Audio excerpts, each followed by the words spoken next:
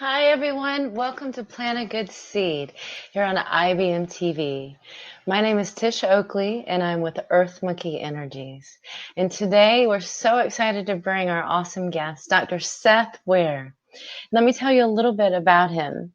He has over 10 years of clinical experience, including treating Olympic athletes in Colombia.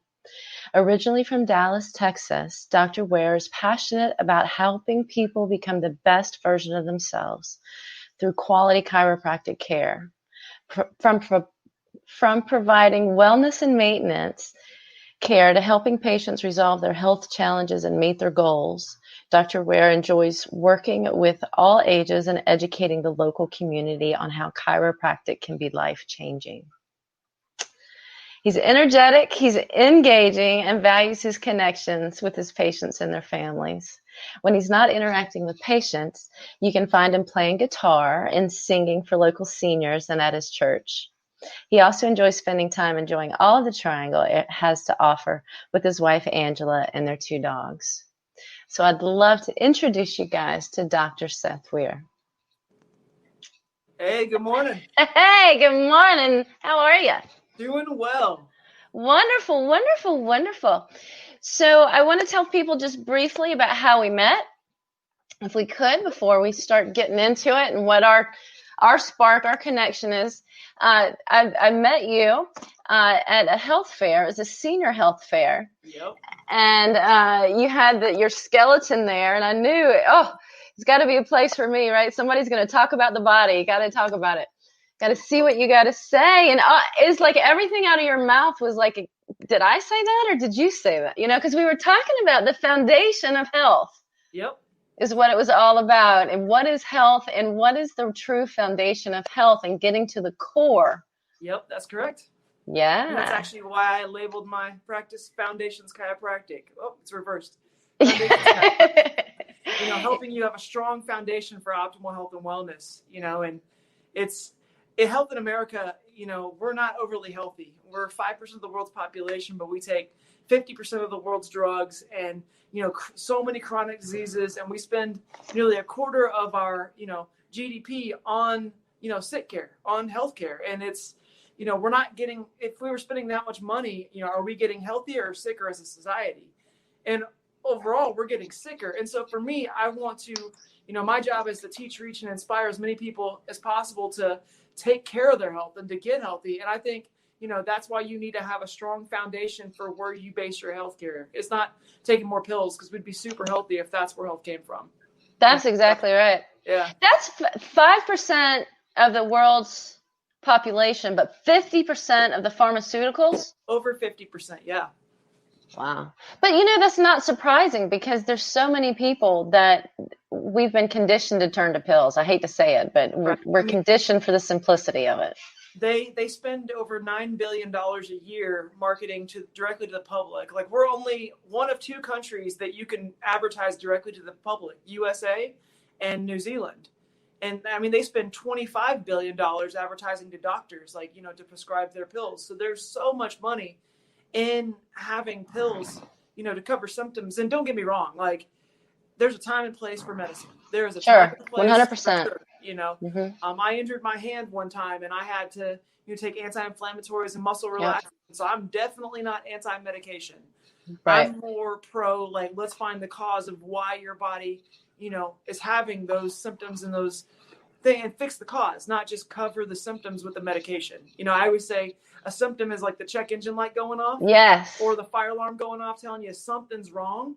And taking a medication is like taping over that check engine light or pulling the batteries out of the fire alarm. But did you actually fix the problem? And sure, short term, take what you got to take to get through your day and function and do what you need to do. But long term, pills are not why your body's dysfunctional. Well, in the beginning, at least, because I think that there's been a lot of people that after you take pills for a certain amount of time, it does other things to your body. Well, if I tore a ligament in my arm, if I tore my bicep, let's say, for example, I could take pain medications all day long, sure.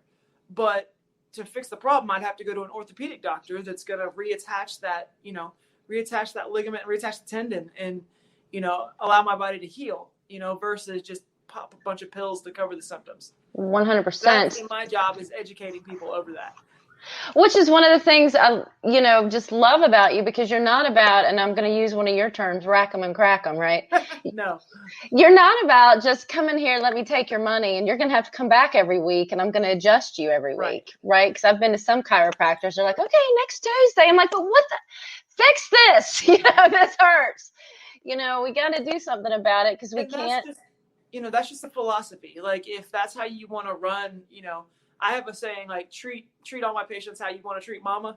Yes. And, don't just try to put a Band-Aid on it. My job is to find what's going on. So I may find some postural things that I have to give somebody their at-home, stretches, exercises, that kind of stuff. And then when I'm adjusting somebody, I have a specific goal in mind. It's not just, just lay them down and adjust what I find. It's basically, we do our analysis, we do our exam, and we say, this is what we're trying to fix.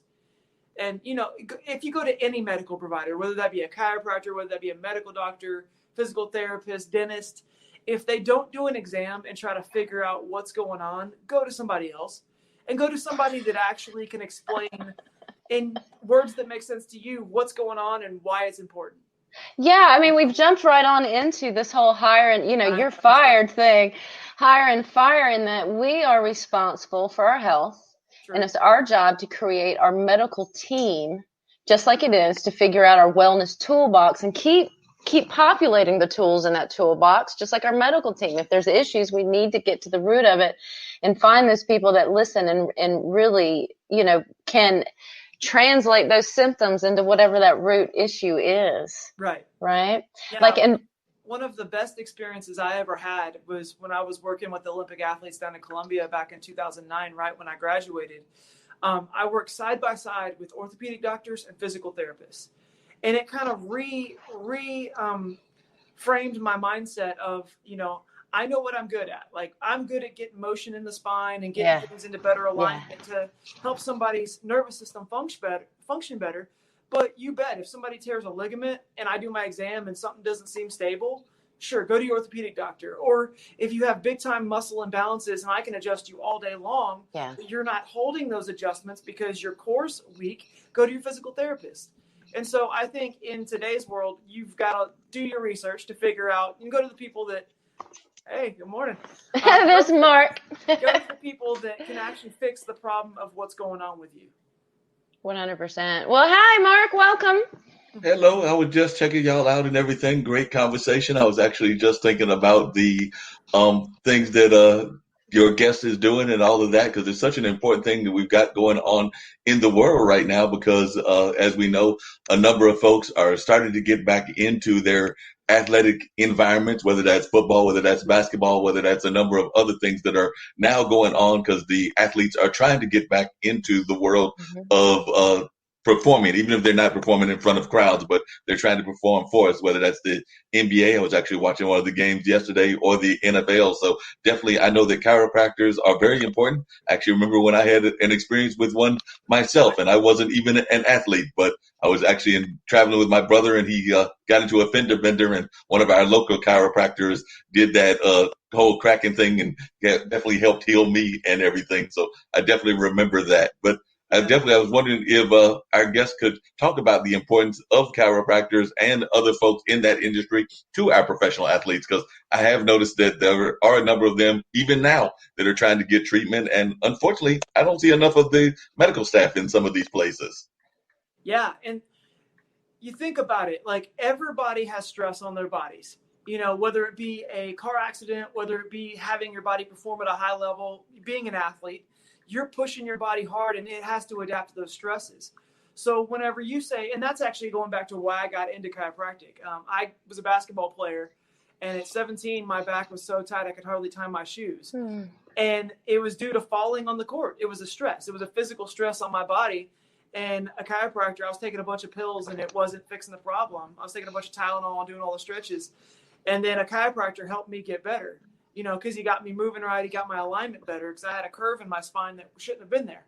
And so going back to your athletes, whenever you have athletes that are having, falls in the basketball court, when they're having, they're getting hit on the football field, that's a lot of physical stress on the body. And so what chiropractic does is it helps take the stress out of their body so that their body's able to adapt at a higher level and function better. You know, so you bet there's a reason why a lot of pro sports teams have chiropractors, you know, on their teams. And I've actually gotten to meet a few of the chiropractors that work with, you know, like the Dallas Cowboys and work with the Mavericks and stuff like that when I was back in Texas. So it's, you know, they're definitely time and place for every type of medical professional. Sure, if you tear a ligament, like I'm not at all going to be able to fix that. But if your spine's locked up and you're out of alignment due to some of those physical stresses, that's our wheelhouse. Perfect. Like the spine, we were talking about the spine being the fuse box, right?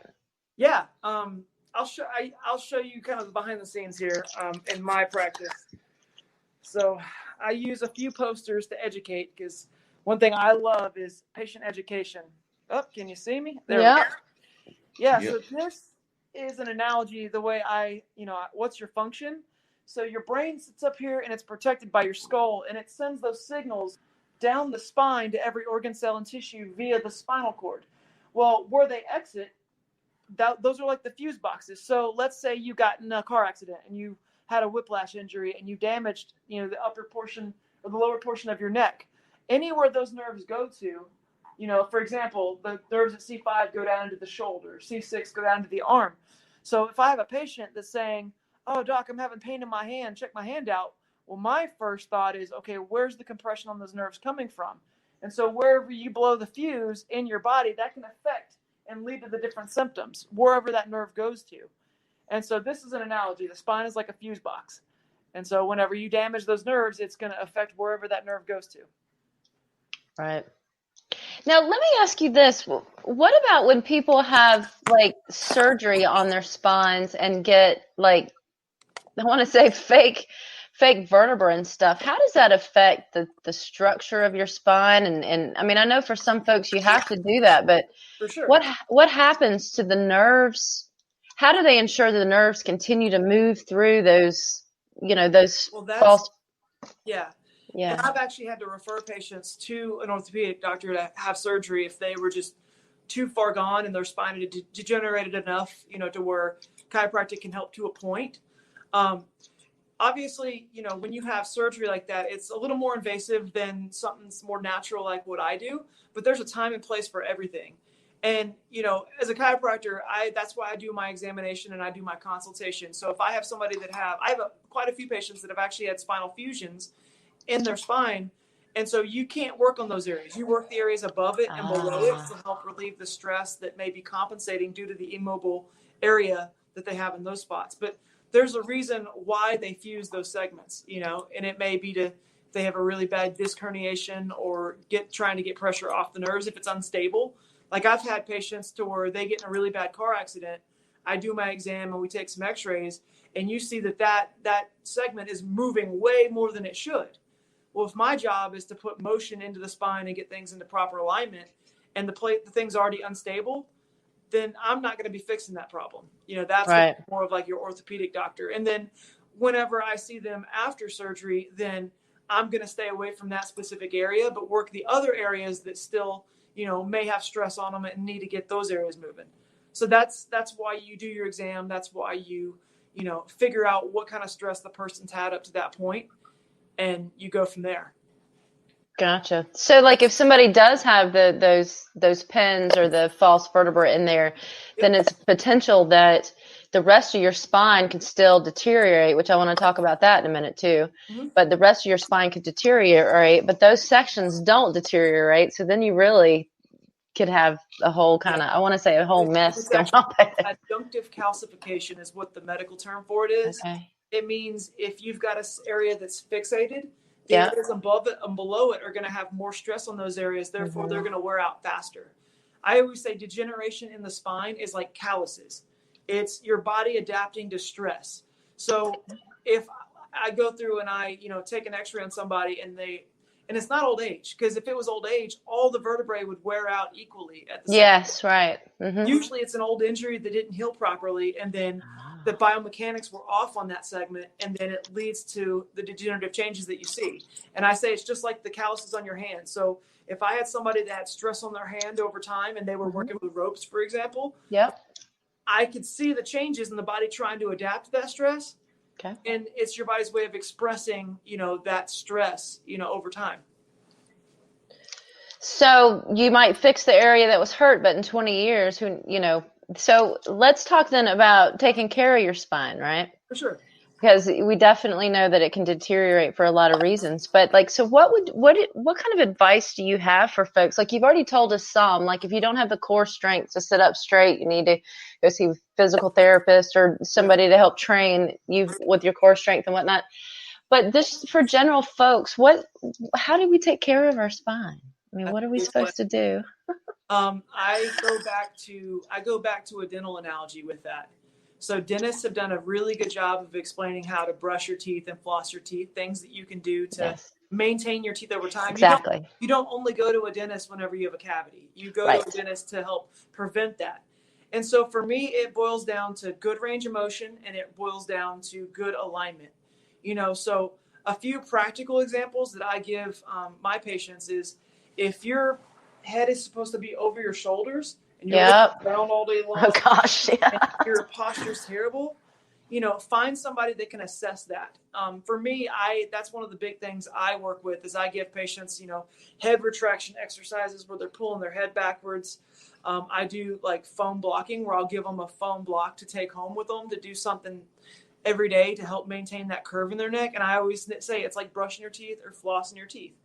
And then, find the professionals that can fix any structural issues, any postural issues. And that's kind of where, I come into play, is I'm advocating for somebody's health and showing them, here's where you are, here's your baseline. Okay, based on your specific, stressors, your specific, baseline where you are, you need to be doing these exercises, these stretches. When I work on you, I'm going to be working on this specific area, wherever it is on them, and giving them the tools to maintain it. Kind of like I wouldn't just tell you to brush your teeth only when you get a cavity. Right. So the yoga is great, but also, I teach Tai Chi and Qigong, as you know, and one of the most important principles is pulling your spine up to the sky. I always tell people, your spine becomes a fulcrum between heaven and earth. Right. And you try to make it as long and as straight as you possibly can. And it really, and we do some Qigong exercises where we, tuck our chin in to do exactly what you're talking about. So these, it's perfect for posture, so important for our, I want to say, the efficiency of our bodies, right? Yep. But also for the long-term effects of our bodies, because you can see even people like middle age, like me, that you see some people, they're standing up straight, their body's seeming to work, and then you see other people slumped over, their tails are tucked, Well, structure precedes function. So if your structure's off, your function's going to be off. So think of it like a car. So if you had a car and the car's tires were out of alignment, or the chassis was bent and not where it needed to be, that would lead to the function of the car not being correctly.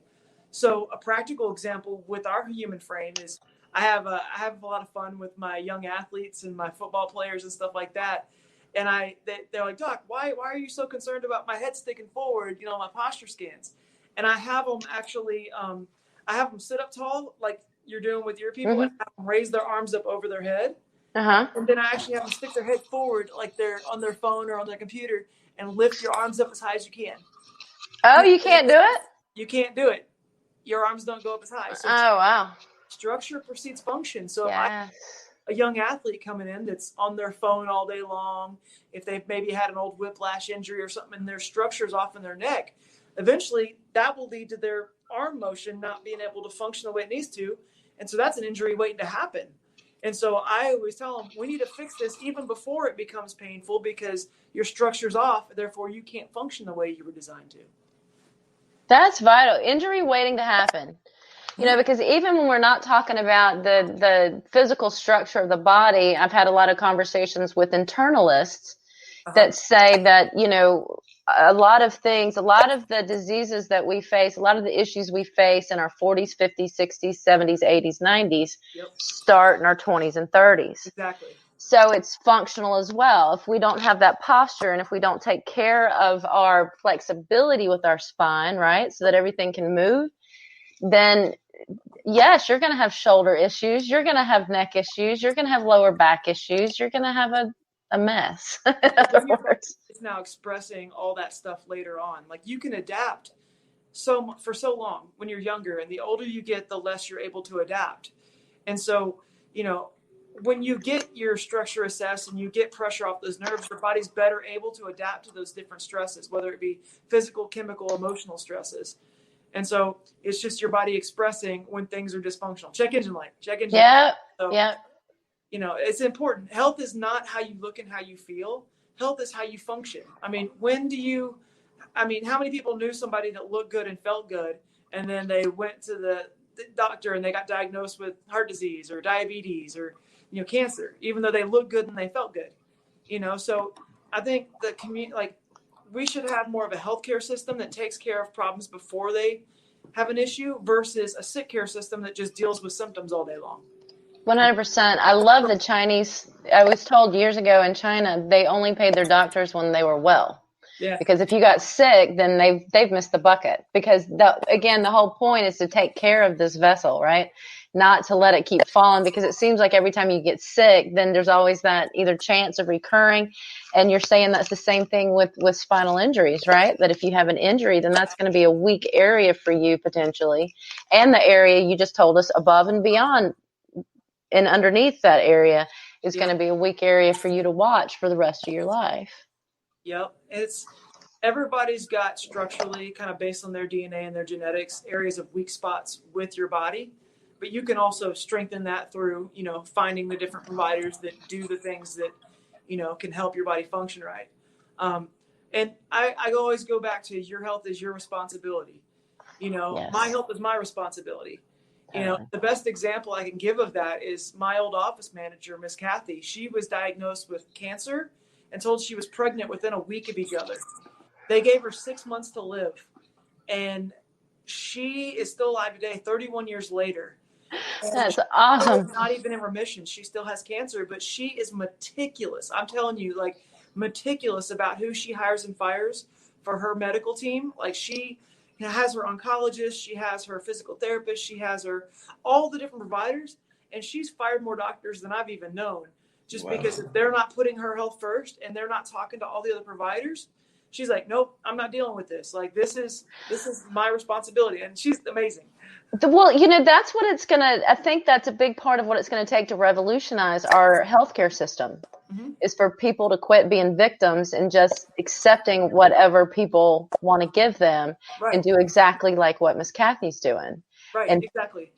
Put themselves first, continue to listen. That doesn't feel right. How many times have I been talking to somebody and they're like, I just didn't understand what the doctor said. It just didn't seem to make sense. It just didn't. But he gave me all these pills and I'm taking them. I'm like, well, if talking to him didn't make sense, then why do you think the pills make sense? What island is he going to travel to because you're taking those pills? That's just ridiculous. Come on. I like to train my patients to be the annoying 5-year-old to ask why. So your thyroid isn't working. Why? Is it a deficiency? Is it a toxin that you're putting in your body repetitively? Is it the nerve supply is not getting to there? Why is it not functioning? Oh, I just have high blood pressure, doc, so I'm taking the medication. Well, why is your high blood pressure high? Why is your blood pressure high? Are you stressed at work? Is your neurology off? Are you, why is that dysfunctional? And so with anything health related, you always need to ask why your body's dysfunctioning, because we're not designed to be sick. Our bodies are not designed to have a bunch of pills to function and get through the day. We're designed to be healthy. And so when we're not healthy, the question is, why are you unhealthy? Is it an old injury that you had that didn't heal right? Is it, chronic emotional stress because you have toxic relationships? Or is it a food allergy? My brother was able to reduce his blood pressure medicine when he figured out his food allergies, because it totally changed the system on the inside. So there's, yeah. And I love what you said about continuing to ask why. Don't just ask the one why, because they'll give you the answer that they're used to giving you. Ask that why is that? And why is that? And why is that? So you get to that root cause that you can't get anything else away from, and then you got to deal with it. And the problem with a lot of people, I think, I hate to say there's a problem with a lot of people, because it's us, it's me too. I'm a people. But that they don't want to make the changes necessary. Yeah, it may not be easy. And sometimes getting healthy isn't easy. I mean, sure, it would be very easy to take a bunch of pills to, something in the morning to, help all the symptoms. That would be very easy. But sometimes you have to put in the work, whether it be going to a physical therapist that's going to get your, your core strong, it gets your, body stable, whether it be, going to a chiropractor to help, get your body moving correctly, get pressure off those nerves so that your body can heal. Whether it be even, eating right. Like, how many people said, oh man, I want to lose 30 pounds and I ate one salad and it changed my life. No, like, it's consistency over time is how you make changes, because we live in a microwave world. Like, we want things instantly. We want this pill to fix us completely. But the way physiology works, it doesn't work like that. Like, whenever I plant my grass and I plant my garden, sure, I would love for it to instantly, instantly come in and be healthy. But if I've got to, put the nutrients down so that it can be healthy, I got to give it water. I've got to give it time. And besides the fact, you got to make sure that the ground that you're putting it on is right. Exactly. I mean, you got to go to the foundation really before you go any further, but before you do anything else, or else you're just going to waste your time. So good ecosystem. Exactly. And people don't, and I think you're right that a lot of times people don't see that, and they don't, but at the same time, I think part of it is our training. Mark, last week we talked a little bit about how our society, how we have social constructs, and how we're used to kind of being fed things. And I definitely feel there's a benefit to the public education in our country, but I also think that our public education tells us to sit down and shut up and wait in line. Like one of my favorite things from my son, that when he was in kindergarten, first day, honey, what'd you do today?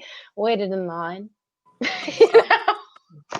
Well, that actually raises a question I was getting ready to ask Dr. Seth and everything, which is, I agree with what Tish was just saying. Do you think that we're learning enough about health in our educational system? Because I sometimes think that we're not learning enough about health in our educational system. I remember going to health class when I was a kid, and I'm in my late 50s now, but I don't even know if they offer health classes now. So if you could talk about the need for health even in our education system, because I'm actually one that believes that we should have more health in that system. Right. Well, without knowledge, people perish. And so I think the more knowledgeable you are, in every area, it's going to make you, less ignorant to, how things work. And it gives you power. I mean, how many people back in the day were scared they thought the earth was flat and they were like, oh, we can't do this. And then they got enough knowledge of going further out into the ocean to where they eventually said, oh, well, maybe we can go explore and see new things.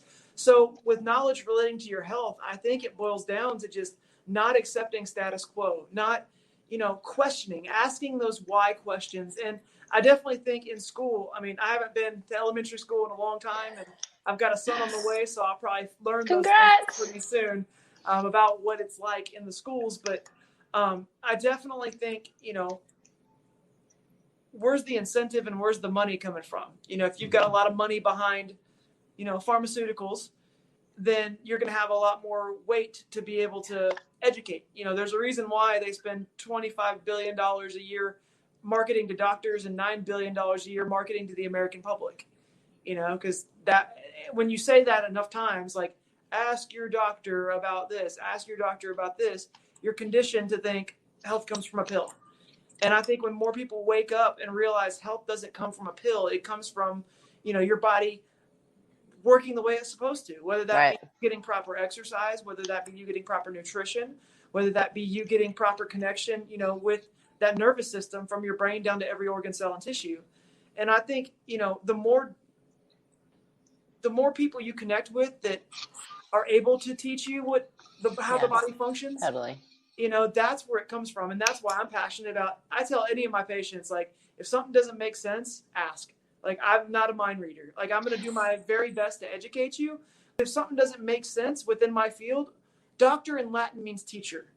And that's actually where I'm most passionate. Like, I could train a drunk monkey to push on your back and make something pop. That's not what I do. What I do is specifically assess where the stress is and work on those areas, but then educate you on why that's important. And so, yeah, you're right with the kids. I think, they don't get enough education over that. And, I don't know why, I'm not in those fields, but I think you're right.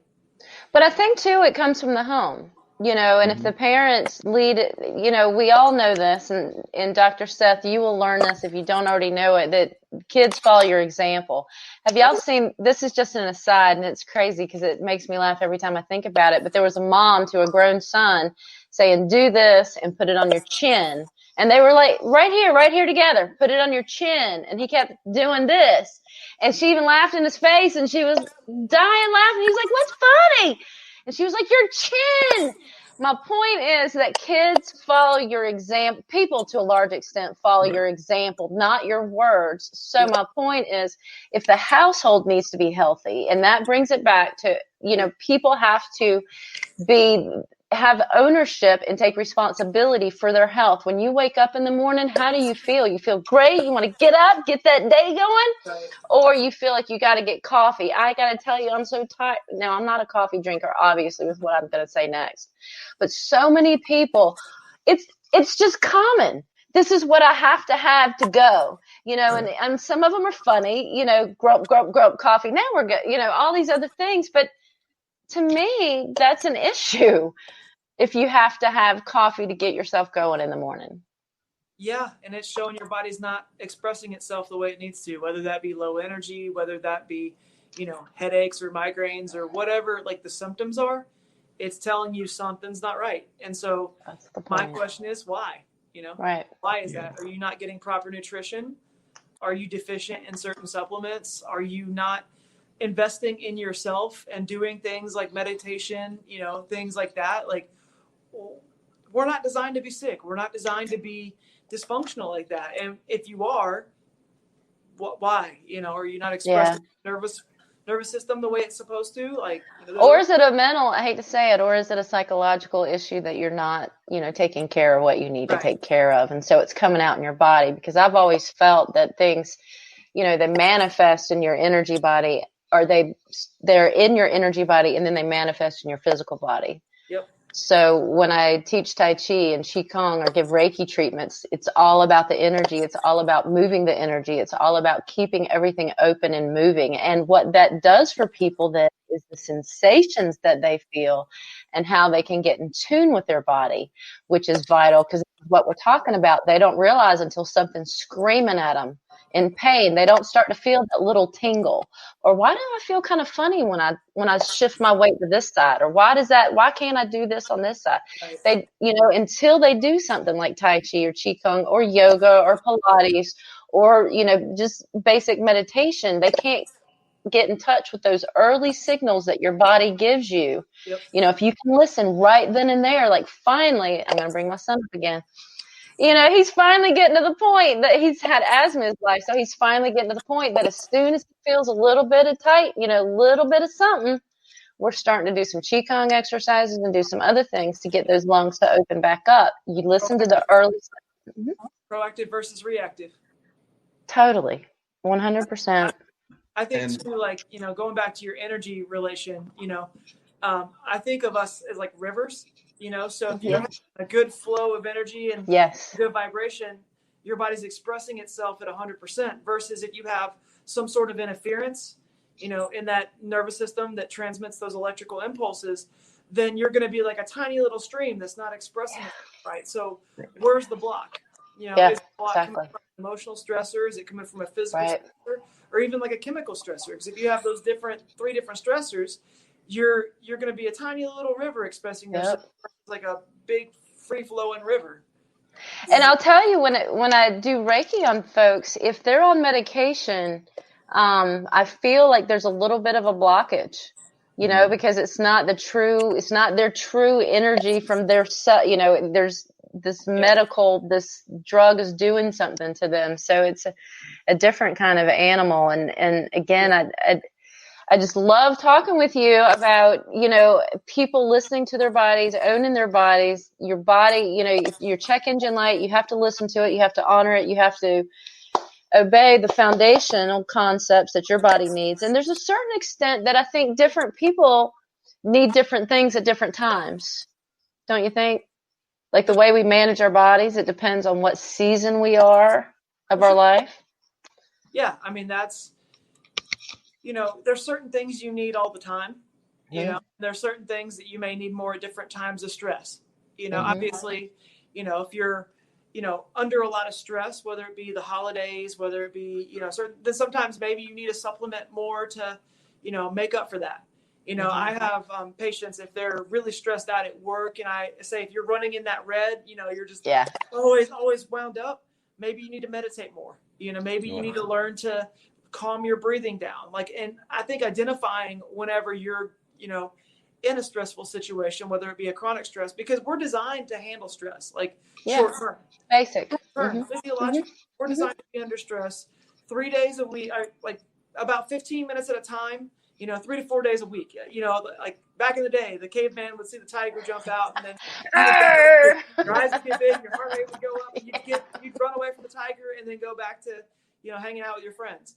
But how many people do you know nowadays that have chronic stress, whether it be, always on phone calls? That's the issue. Like chronic stress. And of course we have high blood pressure and our body's trying to adapt to those stresses.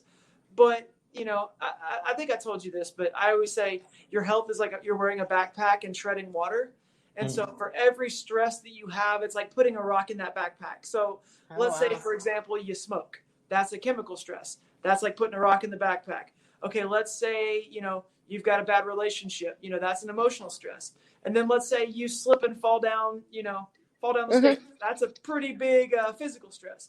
So that's putting all those rocks in the backpack, and eventually you're not going to be able to tread water, and you're going to go underwater, and that's going to express itself in symptoms, whether it be high blood pressure, whether it be migraines, whether it be, neck pain, low back pain. I mean, your body it can't adapt to stress. It's going to tell you, I'm not happy. Because your energy, again, to me, it starts that your energy isn't balanced. Because you're not in balance and things are going wonky. And like you said, there's times we can handle wonky. We can groove with the wonky.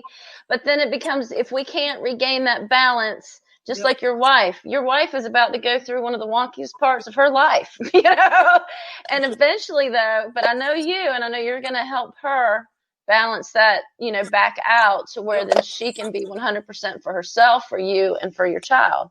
But you've got to find that balance. But there's so many people. It's just, there's even somebody, Mark, on this show, not on Plant a Good Seed, but that has been working, 20 hours a week. And he keeps saying, I'm fine.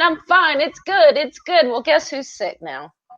Just saying, if you don't honor yourself. My son, knock on wood, said, Mom, I don't think you've been sick in like 3 years. I'm like, well, it's because I listen to my body. And as soon as my throat starts to hurt, or as soon as, I get weak, or as soon as I start feeling cold, then I listen to it and I do something. And that's what I think everyone, eventually needs to have that relationship with their body where they can hear what it's telling them.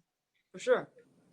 Tish, one of the things I was getting to ask Dr. Seth, because it's a concern of mine of a number of folks around the world and everything, is it's actually a two-part question. Is one, I think that we're getting too many people that are too tied in because of the pandemic and everything. So they're tied into their computers and things of that nature. So because of that, they are adding stress to their life and things of that nature. And I don't know that they necessarily do a good job of addressing posture. Like, I'm not going to even lie and say that I'm the best person with posture as well. So I was wondering if you could talk about the importance of having good posture and things of that nature, because I find that a number of folks don't have good posture and don't even think about good posture on a regular basis. So I do know that's part of the job of a chiropractor. So I would love to hear your thoughts on the need for good posture. Well, that's where I go back to the structure precedes function. If your structure's off, your function's going to be off. And back when I first started in 2009, I hardly ever saw teenagers with headaches. And, and it was and now I see it all the time, because what do you see teenagers do? They're looking down at their iPhones, because iPhones really weren't a big thing back then. And now we have all the smartphones and kids are looking down constantly and their posture's terrible. So now I'll have moms bringing their teenagers in, he's getting headaches daily. And then we take a posture scan or x-rays and we see, sure enough, that curve in the neck is reversed and their posture's terrible. And it's, some things you can address. Like, for example, when my wife and I first met, she was starting to get headaches. She was working at a high stress job, and her posture, I walked in one day to get lunch with her, and she was working on her laptop looking down completely. And she was doing that every day for 8 hours.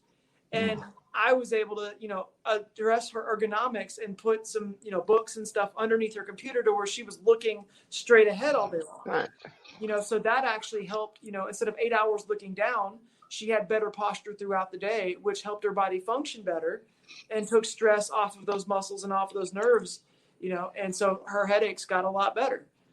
So that's one of those things where we addressed the chronic stressor, which was the posture, and that helped her function better and work better. So with kids, I always kind of like come up and get onto them. I'm like, get the phone up, look at, like, get your phone up when you're texting, instead of just looking down all day long. Or if it's a person at work, I, tell them, make sure you get that computer up to eye level to where you're not looking down all day long, putting stress on the function of the body. Yeah. Did that answer your question? That did. That makes a lot of sense too. And I know a lot of folks are not usually thinking about posture in that sense. So I'm glad that you were able to talk about that and things, because I know a lot of times folks don't think about posture. But then I do see a number of times folks, when they go into the office settings, they will try to have like their ergonomic chairs and the other things. So they try to get engaged in that. The other thing I was curious about, Dr. Seth, is do you think that there is an age range where you should not be thinking about like chiropractor or physical therapy care? I know I've got a mom who's in her late 70s, and my dad is 80. So is there like an age that you don't need to be as concerned about posture, or is it something you should be concerned about all life long? I would say not, because I've had patients from 2 days old to 99 years old. Everybody's got a spine. Everybody needs proper nerve function, and they need those signals to be communicating clearly, no matter your age. And people always say, Doc, why a 2-day-old? Well, I mean, if you have, a stress on the body, whether it be yanking a head out of birth canal, it's going to be a stress on the cervical spine. And babies can't say, oh, hey, doc, my neck hurts. They're just going to cry and be fussy. And once you check and see, where the stress is on the spine, you don't work on kids the same way you work on adults. It's very light, pinky pressure, almost like you're pushing into a ripe tomato. And they heal so much faster just because they don't have 20, 30, 40 years of wear and tear on their body. But the techniques that you go about it, at least for me, because I learned 9 different techniques in school, I don't treat everybody the same. So if I have a young kid, I'm going to work on them completely different than I am, a 25-year-old athlete, versus, a 90. And here's a good example. One of the doctors I worked for when I first got into practice, he made it a point to bring over one of his favorite patients. And he was 90 years old at the time. He was on the USS Arizona whenever the Japanese bombed it during World War II. And he had been doing yoga for 40 years, chiropractic for 40 years, and he walked 3 miles a day. And he had just taken an x-ray on this patient, and he showed me it. And the guy's spine looked like somebody that was 50, 40, somebody way younger. And the doc I was working with told me, if you take care of your body and you do the right things, this is what it looks like. And this guy's spine looked amazing for 90 years old. And so it was one of those things. He had done the work. He'd put in the work to maintain his body, and his body functioned better because of it. And so that goes back to your health is your responsibility. But there are certain cases that, I would, when I do my exam, I'm not comfortable working with them because there's other conditions going on that aren't chiropractic related. And so, in that case, I would refer them to, their primary care doctor or a different doctor that would fix those kind of conditions. But do you want to tell us about the guy with the high blood pressure? Because that was a really interesting one that just shows that people aren't listening to their body. Right. Sure. I had a patient one time that came in, and he'd been under chiropractic care before. And he knew kind of how when you have, pressure on the nerves in the upper neck, it leads to, headaches and stuff like that. Well, he comes into my office and he was, hey, doc, just crack me. I need a good crack. And I was like, no, I'm going to do my exam. I'm going to figure out, where your stress is, what's going on with you. And I did my consultation. Everything seemed normal. And then I took his blood pressure, and normal blood pressure is 120/80. His was 220/180. Wow. So he was literally about to stroke out. And I told him, sir, go immediately to the ER. You're not having a headache because you have a kink in your neck and your spine's not moving right. You're having a headache because you're about to stroke out. Go to the emergency room, get this addressed, and then, maybe come back. But yeah, if you in need that it. case, the cause of his headaches was not a misalignment in his neck. It was because of his blood pressure. And that was where if I were to work on him and adjust him and something were to happen, chiropractor causes the, and it's like, no, he walked in with that. And I did my job as a medical provider, assessing him and doing my exam. And in that case, I couldn't help him, And you had a great deal of integrity, Yeah. like you said, because you still could have worked on him. But in addition, for you to take the time to do the exams, because I know I've been to chiropractors and they're just ready to rack and crack and get you out of there 10 minutes, and how many patients can they get in? But for you to actually take the time and go through, take blood pressure and all of that, some people may not understand why it's important, but it's important for you to get to what the true root issue is. Right. To know what you can do. Somebody's safe and you are the right fit for them. Right. But that's why you do your exam. And if you go to any medical provider and they don't do an exam, then, they might not find the cause. They might not actually address the thing. I learned this lesson pretty valuably myself whenever I was in chiropractic school. So I started getting red rashes all over my arm whenever I was in chiropractic school. And I went to the medical doctor just to, kind of see what was going on. Mm-hmm. And he spent maybe 45 seconds in the room with me, maybe. And he just said, "Oh, take this pill," and just walked out of the room. And I literally remember leaving going, "Why did I pay $50 copay to come in and do that?" And it didn't touch it. It kept getting worse. I was in chiropractic school and I was very embarrassed. I literally sit with my arms crossed so nobody would see my arms, and it got worse and spread to my chest. Well, I went to a physician's assistant, which technically had less education than the medical doctor. And she spent 10 minutes with me. She swabbed it. She got my history and she realized, "Oh, you're in medical school right now. So how much are you sleeping?" And I was, 4 or 5 hours a night. And, how much stress are you under? Well, it's finals. So I've got 12 this week. I'm under a lot of stress. And she basically said that this is a thing called tinea versicolor. Everybody's got fungus and bacteria that lives on their skin. Microbiome. You're a lot of stress right now because your medical schooling, your immune system is dropped and your body's not able to handle that. And so she gave me an antifungal cream. She gave me, told me to use Selsun Blue with selenium to rub it on my skin. And then she actually gave me, different medication to help that. And she was like, "Make sure you get plenty of sleep and you're doing things to help build that immune system." And sure enough, it knocked it out in a week and a half. So in that case, she found the cause and got me right versus the other guy just spent no time whatsoever, gave me a pill and ran out the door within a minute, so it was. And potentially, I hate to say it, but the for-profit medical system, and potentially you'll be back in 2 weeks, maybe get another pill, pay him another $50. Right. And how many times are we going to do that? Right. And so in that case, even at a young age in chiropractic school, when I was just starting, I knew my health's my responsibility. So I got a second opinion. And sure enough, the person technically with less education took the time to properly evaluate me, and she nailed it. And so that kind of framed my mindset with, I never wanted to be one of those rack 'em and crack 'em, just, lay them down. You can do a good job quickly and efficiently and answer any questions. You don't have to sit there and talk college basketball with somebody and waste their time. But you can also be, educating somebody and getting to know their stressors and their what they have going on and do it efficiently, But if you don't go to somebody and they don't do all that, then, maybe it's time for a second opinion.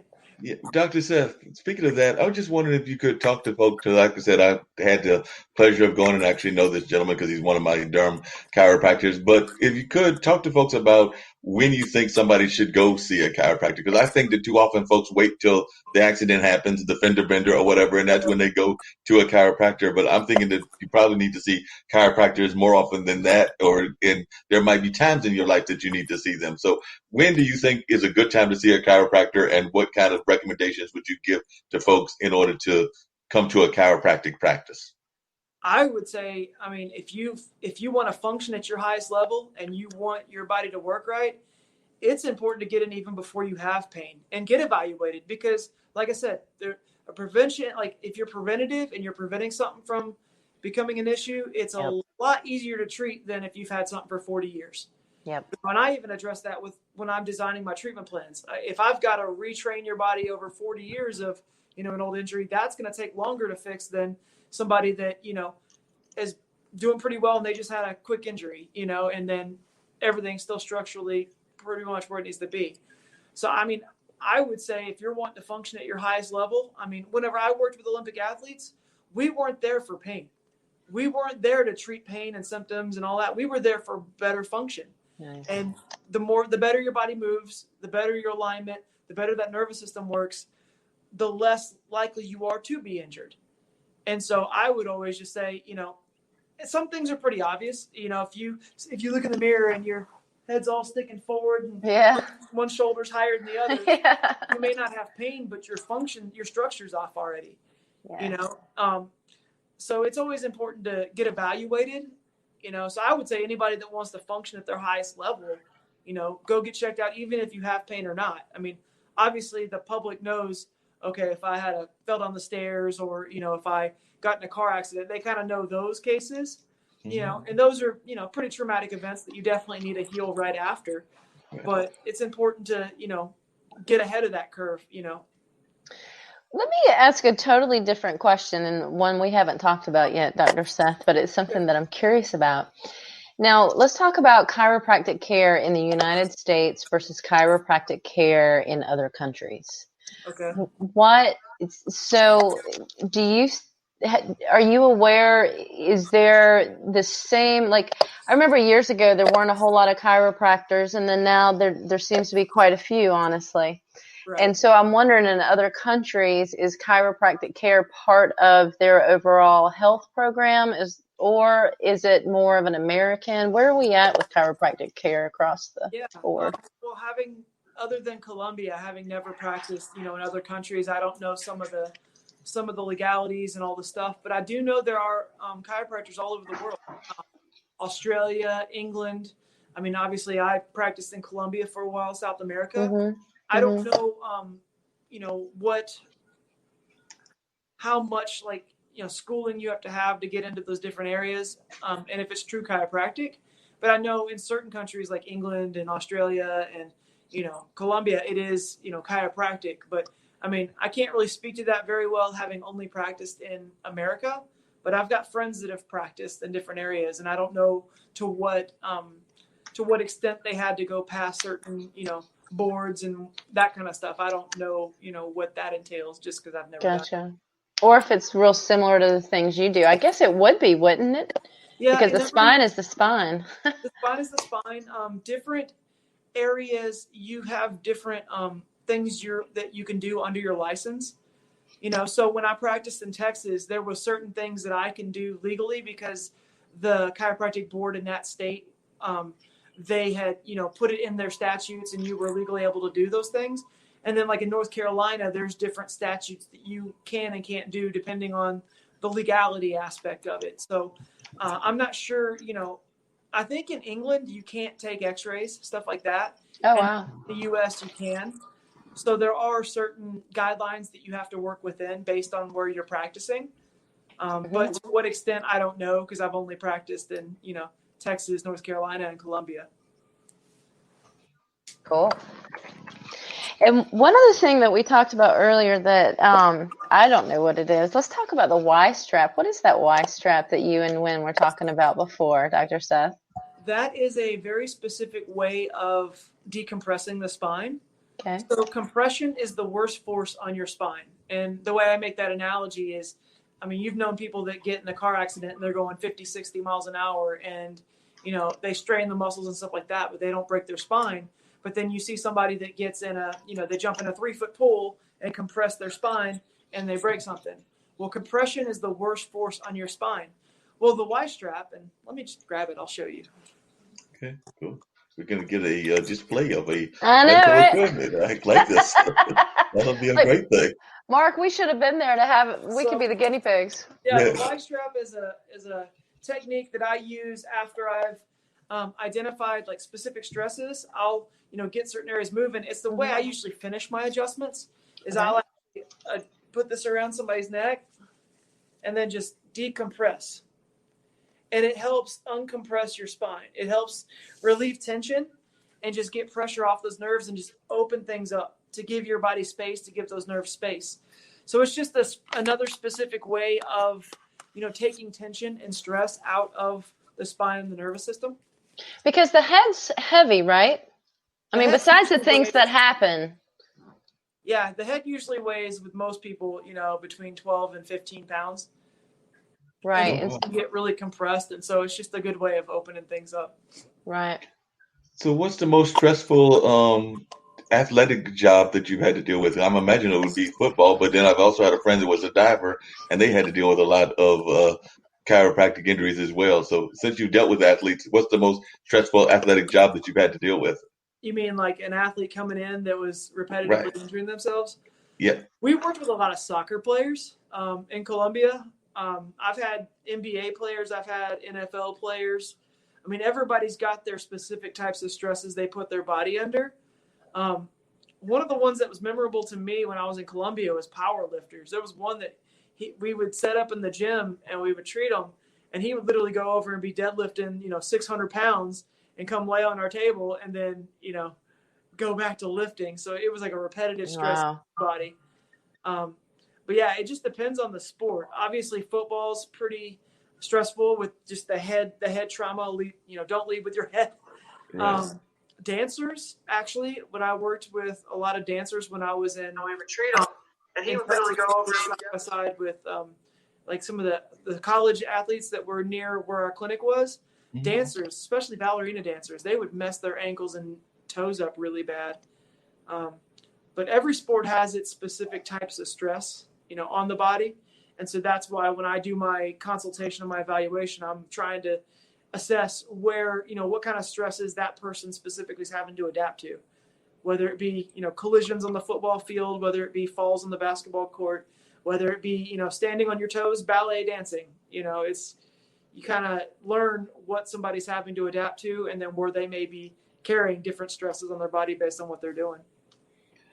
Yeah, because one of the things you said earlier that I really resonated with me and everything was talking about how we need to talk to our doctors and our providers, be that the chiropractors, be that the physical therapists, be that the regular doctors, because I know that one of the shows on TV that I used to enjoy watching was Dr. Quinn, and I also used to like watching the doctor in Bonanza because it seemed like I know they were characters, but it seemed like they were actually involved and actually having conversations with their doctors on a regular basis. And I do think we've gotten away from that. I think we've gotten away from that ability to actually talk to our doctors and have these conversations. Because I think that that's something that we all need to do on a regular basis is talk to our doctors and have these conversations with them. Because I think too often we are too quick to get the pill and be happy with it and not ask why. And I like the why. There's different providers too. Because chiropractors and medical doctors and dentists are all like mechanics. You got your good ones and your bad ones. You got the few that will take the time to educate. And then you've got the other few that, what's the symptom? Okay, here's this pill. What's the symptom? They're throwing the pills at you before they even know what's going on. But I think you can't make a broad brush with that. Like everybody's unique with how they operate. But I think overall, because there's so much money in, the pharmaceuticals, that now it's just, this is the symptom, let's take this pill for that. And my question is, why is the symptom there? Yes, it's exactly. Not because of a lack of a pill. There's a reason why that symptom's there. And sometimes it's something I can fix. Sometimes it's something a different other provider can fix. But the question is why? Right. Right. Or the change that the patient needs to make, period. Doesn't want to make. Like a change in diet. 80% of disease in America right now is chronic disease caused by lifestyle choices. So is it easier to take a pill for your high blood pressure and certain things, or is it easier to stop eating the 5 Big Macs a week and drinking the 20 diet sodas? Like, what's easier? And so, sometimes it does boil down to that personal responsibility and making some changes with your lifestyle. Because I always joke, like, I can adjust you and get stress off your nervous system, but if you're smoking 3 packs a day and you're eating, McDonald's every day, are you really still going to be healthy? Probably not. Yeah. So I guess we're coming down now that we're past 2:00. Let's just bring it on down home here and wrap it up. When we talk about what is health, right? Mm-hmm. So you want to answer the question for us? It's a huge question, but. So what is health? I mean, is health how you look and how you feel? I mean, because some people look good and felt good, and then they went to their doctor and they got diagnosed with cancer. Or, Right. I had a buddy of mine that had lung cancer, and he looked good and he felt healthy, but he went to the doctor and it was the most surprising diagnosis he'd ever had. So health is not how you look and how you feel. It's, it's how you function. If your body's functioning at 100%, then your body's healthy. And so in my paradigm, the way I look at health is what controls function of your body. It's the nervous system. If that nervous system's shot due to, physical, chemical, and emotional stresses, then you're not going to function at the highest level. And if it deals with, for me, like if I assess somebody's spine and they have misalignments or they have, a lack of range of motion on those individual joints, it's going to affect that nervous system, and that nervous system's not going to work the way it needs to. I mean, how long can you go without, eating or drinking water or breathing? A few minutes. How long can you go without a nervous system? Not 1 second. So Right. What are you doing to invest in, helping your body function right? What are you doing to, ask the right questions as to why you're experiencing certain symptoms? And so if you're not functioning right, you're not going to express life at that maximum level. Well, to me, it's, I love your definition. It's how you function. Health is how you function optimally. But I also, there's a lot of other components. I think too, when we talk about a broad range of health, such as your spiritual health and your mental health, which can feed into your physical health eventually, and become one of those stressors like you talk about. So I think that true balance is what's necessary for folks. Once again, I always come back to the balance. And I know you believe in balance too. That was, I think, the first, one of the first things we talked about. Right. It's funny you mentioned that, because I think I found there was the World Health Organization's definition of health was basically like the optimal spiritual, emotional, physical well-being. Like it was, if you look up their definition of health, it was, that it wasn't how you look and how you feel. It was, your body being balanced in all those different areas. But it's so much easier, honestly, to look good than it is to be healthy. Oh, yeah. I mean, honestly, you put paint on, you can put stuff in your hair, fancy clothes, you're good. One of my mentors, his name's Dr. Chris Zano. He was Mr. Universe, like big bodybuilder. Oh, wow. Yeah. And then he actually ended up getting ulcerative colitis, where his bowels didn't work right, and they were going to have to take out his intestines. And he looked like Mr. Universe. Like he was just, he was selling supplements, he was doing all those things, and he wasn't healthy because his body wasn't functioning right. It's amazing. And if you don't listen to those signs early enough and make the modifications necessary, because again, things are always going to change. Don't you agree?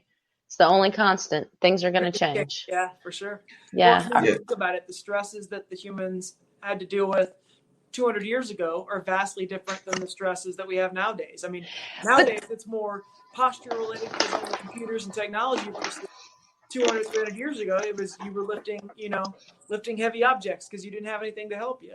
It is, but it surprises me how slowly our bodies evolve. So it's like, it seems like our society evolves a little bit faster than our bodies evolve. Because our bodies still, and I'm talking about our nervous system now, because, when that sympathetic nervous system comes on, that's really supposed to keep us safe, right? It's when that saber-toothed tiger that you were talking about, it's when that jumps out of the woods. It's when we're about to fall off the mountain. It's when that the other clan's shooting me with an arrow. That's what it's for. But instead, because of what we watch, the way we walk, everything, that we have constant stress in our life, and we're the ones creating it.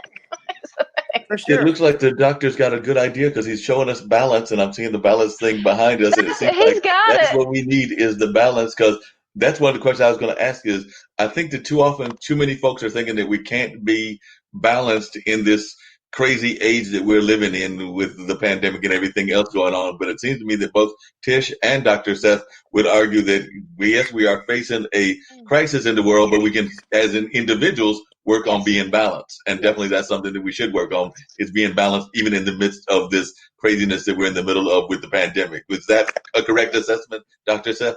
Well, the more balanced you are and the better your body's functioning, the better you're going to adapt to those different stressors. That's it. So whether it be, your immune system, like I was stressed out at school because I was not sleeping good. I was, chronically stressed with the emotional stress of tests and stuff like that. And so there's certain things you can do, whether it be meditation, whether it be chiropractic, whether it be supplementation, whether it be like CBD oils, like whether it be all these different things that allow your body to heal and function better and, de-stress.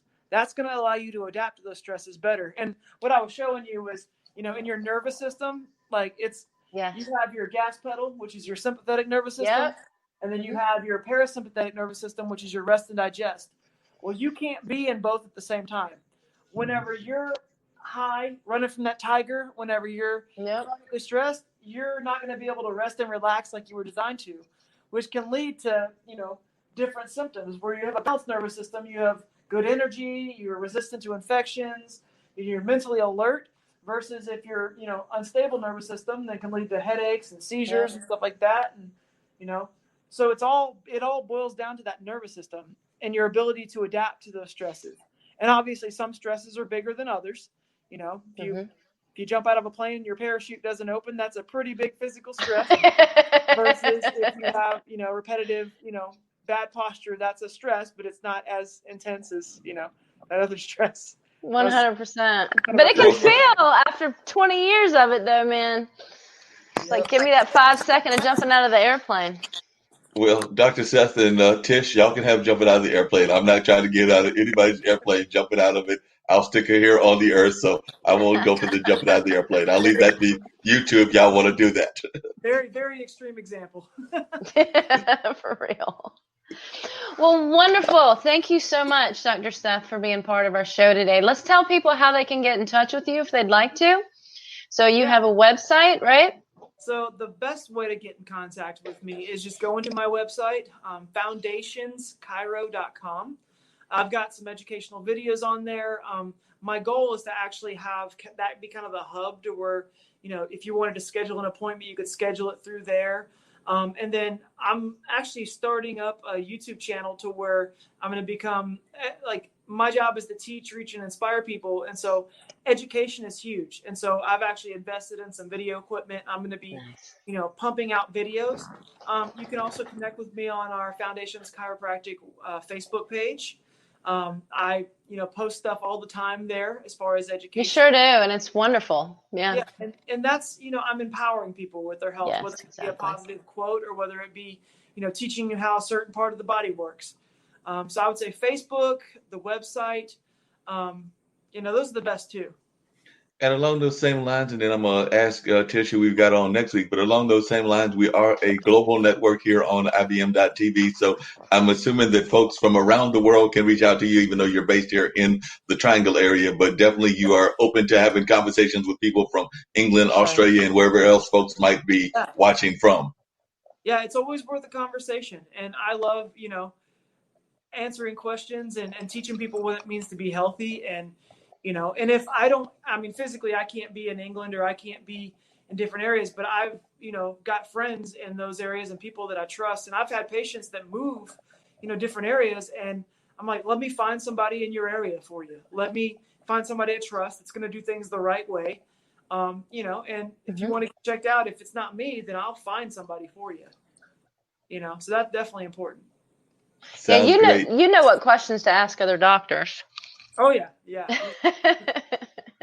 When they're scamming you and when they're not doing the right things, and Exactly. And that's always an important thing to have is somebody that can be on your side, even in the medical profession. And it definitely sounds like that's what Tish has found in you and in a couple of her other folks as well that have come on this show on a regular basis. So Tish brings up the next question. So who do we have on next week and what will they be discussing? We have our friend, Zhenghua, JH, and we talk about, we probably have about 20 different things that we want to talk about. I'm trying to find the exact where we're going with this. We are talking about authentic human connection in the land of the free. Wow. Definitely So, sounds like that should be a great pretty conversation. interesting. I know a number of folks will be interested in that and learning more about what JH has got to say, as well as what Tish will be involved in that conversation. And definitely, it was great meeting you, Dr. Seth, and look forward to hopefully having you back on again. I can tell you one thing, just real quickly and everything, which is that we are always looking for good folks to be involved in the network as well. So don't be surprised if you don't get a call from Tish or others about doing a medical show, since you're already going to have the YouTube site up and things of that nature. And of course, we also have some medical events that go on Fridays, because I know we have medical doctors from around the world that speak on Fridays on a regular basis. So I might be telling them about you, and they might be reaching out to you, because we've got doctors from all over the world, including India, Australia, and other places. But we're also always looking at new shows. So there are a couple of possibilities that might exist in that realm for you, Dr. Seth. So just keep that in mind, that you might be hearing from us once again in the very near future. And then I'm going to bring up one of our favorite ads and everything. We do know that Tish mentioned earlier that one of our people has been not feeling all of that well, but his daughter did this great video about what we should be doing in this age and time, and the area of like washing your hands and things of that nature. So I'm going to bring up the ambassador right now, and you can see her message about what we should be doing during this age of COVID. Corona virus से कैसे बचेंगे? ये hand धोकर और ऐसे अपने खांसी जब आएगी तो ऐसे करेंगे, अच्छू अच्छू। और कोरोना वायरस को धन्यवाद हमारा म्यूजिक सुनने का। Yes, that was a great thing that she does on a regular basis, and we love having that message from her on a regular basis. And I know most folks that watch that, including probably Dr. Seth. I saw Dr. Seth had a smile on his face, enjoy seeing what she's doing in terms of spreading that message. And who knows, maybe we'll see his child on a video after a while as well. So maybe that'll be what will happen later on in the course of time. Of course, they've got to get past their usual child's shyness and all of that, and of course also grow up a little bit. But who knows what will happen in the near future with their child? We might see them on TV or on radio or on a number of other venues. Who knows? We might even see them in the movie field. But right now, I'm getting ready to put on the video that was the Plant a Seed video that brings on the show, but also closes the show, so that folks can know where they can find this show on a regular basis, and they will have the airplane that gets us on out of here.